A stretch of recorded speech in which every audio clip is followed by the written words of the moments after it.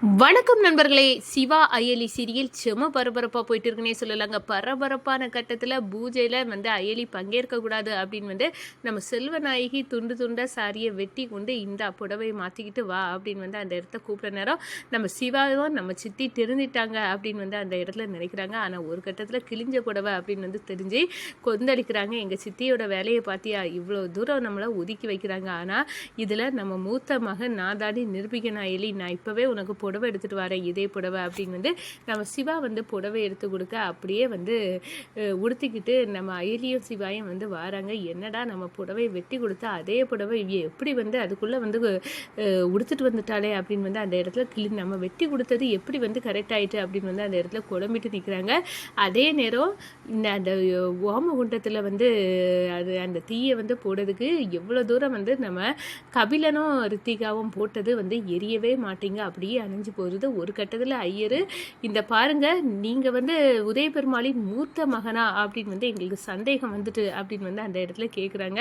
மூத்த மகனும் மூத்த மருமகளும் தானே, அதுக்கு பிறகு ஏன் எரிய மாட்டேங்குது, ஒன்றும் புரியலை அப்படின்னு சொல்ல நேரம் நம்ம சிவா வராங்க. ஒருவேளை சிவாயை போட சொல்லுங்க, அவங்க போட்டு எரிஞ்சிட்டுனா நல்லது தானே அப்படின்னு இந்திராணி சொல்ல, நம்ம சிவா போட்ட உடனே கப்படி ஓம கொண்டு எரிய ஆரம்பிச்சுட்டு, அப்போது உதய பெருமாளின் மூத்த வாரிசு இவரா அப்படின்னு சொல்ல நேரம் நம்ம செல்வநாயகி பேயறிஞ்சது கணங்க நிற்கிறாங்க. அதோட பார்த்தோன்னா நம்ம கபிலனுக்கு ஒட்டுமொத்த சொத்துக்கும் நான் தான் வாரிசுன்னு நினச்சிட்டு இருந்தா, இப்போ எங்கேயோ இருந்து இந்த சிவானி ஒருத்தையும் முளைச்சிருக்கான், இது எல்லாமே தப்பாக இருக்குது, இவனை விடவே கூடாது, இவனை விட்டா நான் இந்த வீட்டில் எடுபடியாக தெரிய வேண்டியதான், எல்லா ஆஸ்தி அந்தஸ்துக்கும் இவன் ஓனராகிடும் அப்படின்னு அந்த இடத்துல கொந்தளிக்கிறாங்க. அதை பற்றி தான் இந்த வீடியோக்குள்ளே பார்க்க போகிறோம். அதுக்கு முன்னாடி சேனலுக்கு லைக் அண்ட் சப்ஸ்கிரைப் பண்ணுங்கள் ஃப்ரெண்ட்ஸ். பக்கத்தில் இருக்க பெல் ஐக்கானையும் கிளிக் பண்ணுங்கள். அப்போ தான் நான் போடுற ஒவ்வொரு வீடியோவாக நோட்டிஃபிகேஷனாக உங்களுக்கு கிடைக்கும். வாங்க ஃப்ரெண்ட்ஸ் வீடியோக்குள்ளே போகலாம்.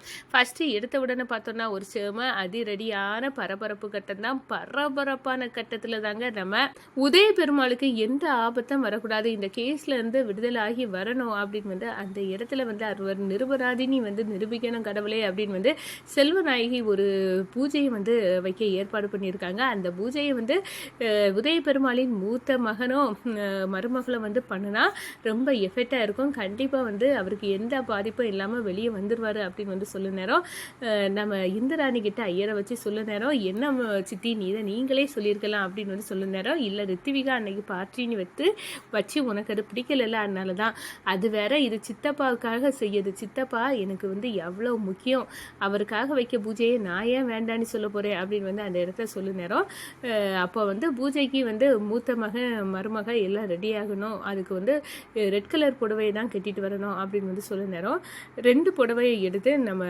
ரித்திவிகாவுக்கு ஒன்று அயலிக்கு ஒன்று நம்ம கெட்டிக்கிட்டு வாங்க அப்படின்னு அந்த இடத்துல கொடுக்க நேரம், ரித்திவிகா எடுத்துக்கிட்டு இலக்கியா புடவை கொடுக்குறாங்க, இன்னாங்க எடுத்துக்கிடுங்கோ, உங்களுக்கு அண்ணி உடுத்துட்டு வர சொல்லியிருக்காங்க அப்படின்னு சொல்லணும். சரி அப்படின்னு அந்த இடத்துல எடுத்துக்கிட்டாங்க. அதே நேரத்தில் பார்த்தோன்னா சரி, புடவையை நம்ம ஒன்று எடுத்துக்கிட்டோம், இன்னொரு புடவை இருக்குது, அது யாருக்கு அப்படின்னு அந்த இடத்துல கோவம் வருது ரித்திவிகாக்கு. இது வேறு யாருக்கும் இல்லை, அயலிக்கு தான் அப்படின்னு சொல்லணும். ஓ, அயலிக்கு நீங்கள் இந்த புடவையை கொண்டு கொடுக்குறீங்களா அப்படின்னு அந்த புடவையை சுக்கு நூறாக வெட்டி கிழிச்சு கொடுக்குறாங்க. இந்த புடவையை வேண்டாம், எங்கள் மாமியார் செல்வநாயகி அத்தை கொண்டு கொடுக்கட்டும் அப்படின்னு அவங்க கையில் கொடுத்து விடுறாங்க. அவங்களும் நம்ம அயலிட்ட போய் இதை உடுத்துட்டு வாமா அப்படின்னு சொல்ல நேரம் நம்ம சிவாக்கு அடடா எங்கள் சித்தி தெரிஞ்சிட்டாங்களே அப்படின்னு ஒரு பெரிய சந்தோஷம் வருது.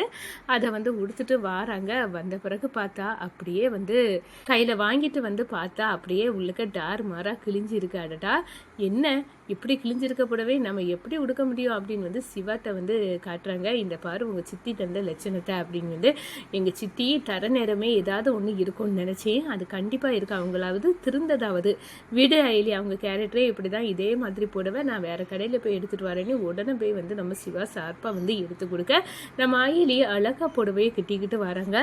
என்ன ஒரு ஆச்சரியம், நம்ம வெட்டி கொடுத்த புடவை இவ்வளோ பெர்ஃபெக்டாக கரெக்டாக இருக்கு அப்படின்னு அந்த இடத்துல அதிர்ந்து போய் நிற்கிறாங்க. செல்வநாயகியும் ரித்திவிகாவும். ஒரு கட்டத்தில் பார்த்தோன்னா ஓமகுண்டத்தில் தீயை போடுங்க அப்படின்னு வந்து அந்த இடத்துல வந்து நம்ம கபிலனையும் ரித்திவிகாய்க்கும் வந்து சூடகம் ஏற்றி இதை போடுங்க, உங்களால் வேள்வி பற்ற வைக்கணும் அப்படின்னு வந்து அந்த இடத்துல பற்ற வைக்க அது அணைஞ்சு போகுது. என்னடா ஒரு கூத்து, நீங்கள் உதய பெருமாளின் மூத்த வாரிசா என்ன, மூத்த வாரிசா இருந்தால் கப்புனி பத்துமே, ஏன் பத்த மாட்டேங்குது அப்படின்னு வந்து அந்த இடத்துல கேள்விக்குறியாட்ட ஐயரு கேட்க, அதே நேரத்தில் நம்ம சிவாயும் ஐயரியும் அப்படியே வந்து வராங்க. இதை பார்த்த உடனே இந்திராணி, நீங்கள் வந்து இனி கபிலன்கிட்டையும் ரித்விகிட்டையும் கொடுத்தது போதும், சிவாய்கிட்டையும் அகிலிகிட்டையும் கொடுங்க, அவங்க போட்டு இது எரியுமான்னு பார்க்கலாம் அப்படின்னு வந்து அந்த நேரத்தில் சொன்ன உடனே ஒரே வாட்டியில் டப்புனி வந்து பத்துது. அடடா, அப்போ உதய பெருமாளின் மூத்த வாரிசு இவர் தானே அப்படின்னு வந்து கேட்க நேரம் எல்லாருமே வாயடைச்சி போகிறாங்க. இந்த குடும்பத்தில் ஒருத்தங்க தான் அப்படின்னு வந்து அப்படி நைஸாக பேசி மழுப்பி விட்டுறாங்க நம்ம இந்திராணி. ஆனால் செல்வநாய்க்கு ஏகப்பட்ட கடுப்பு.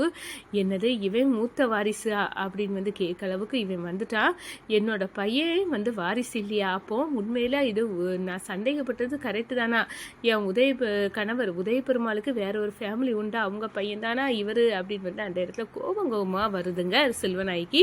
அதே நேரத்தில் நம்ம கபிலனுக்கு ஒட்டுமொத்த சொத்துக்கும் நான் தான் வந்து வாரிசு நீ கொண்டாடிட்டு இருக்கேன், எங்கேயோ இருந்து புதுசாக முளைச்சி இந்த ஒட்டுமொத்தத்தையும் வந்து ஆக்குப்பேட்டு பண்ண அளவுக்கு வந்துட்டா இந்த உதய பெருமாளோட பையன் நான் தான் அப்படின்னு வந்து அந்த இடத்துல நிரூபிக்க வந்துட்டா இந்த சிவா. விடக்கூடாது, இவனால் எனக்கு கிடைக்க வேண்டியது நன்மதிப்பு எல்லாமே வந்து அப்படியே வந்து போயிடுது, இவன் வந்து அவனை தட்டிக்கிட்டான் அப்படின்னு வந்து அந்த கோபமாக வருது. இந்த வேள்வி கூட இவன் பற்றி தான் பத்துவனா, கண்டிப்பாக இவன் வந்து எங்கள் அப்பாவோட பையன்தான், அதில் எந்த டவுட்டும் இல்லை, இவனை போட்டு தள்ளலைன்னா நான் வந்து இந்த வீட்டில் கூஜா தூக்கிட்டு தான் திரியணும், இவனை போட்டு தள்ளது என்னோட வேலை தான் அப்படின்னு வந்து அந்த இடத்துல வந்து நம்ம கபிலன் அப்படியே வந்து கொந்தளிக்கிறாங்க. இந்த ரித்திவிகாக்கு இந்திராணிக்கு பிடியில் வந்து கொஞ்சம் கொஞ்சமாக இருந்து கடைசியில் இந்த வீட்டோட மூத்த மகன் மருமகள்னி இவங்க 2 பேரும் பட்டம் கட்டிட்டு போகிறாங்க. இதெல்லாம் நல்லாவா இருக்குது அத்தை அப்படின்னு வந்து செல்வனாயிட்டே சொல்ல நேரம் எனக்கும் அதுதான் ஒன்றும் பொருளில்லை,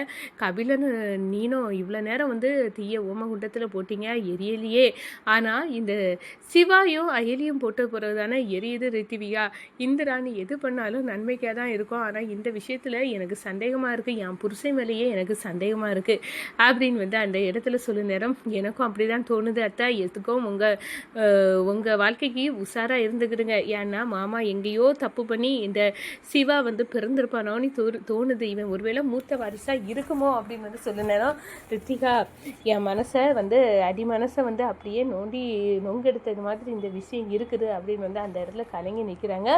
அந்த பூஜை பெர்ஃபெக்டாக முடிஞ்சு அப்படின்னு வந்து இவா வந்து பற்ற வச்ச உடனே பூஜை அப்படியே வந்து நல்ல விதமாட்டு வந்து முடிஞ்சிட்டு அப்படின்னு உதய பெருமாளுக்கு எந்த ஆபத்தும் இனி வராது அப்படின்னு வந்து சொல்ல நேரம் நம்ம அயலியை வந்து அப்படியே சிவா கட்டி பிடிக்கிறாங்க.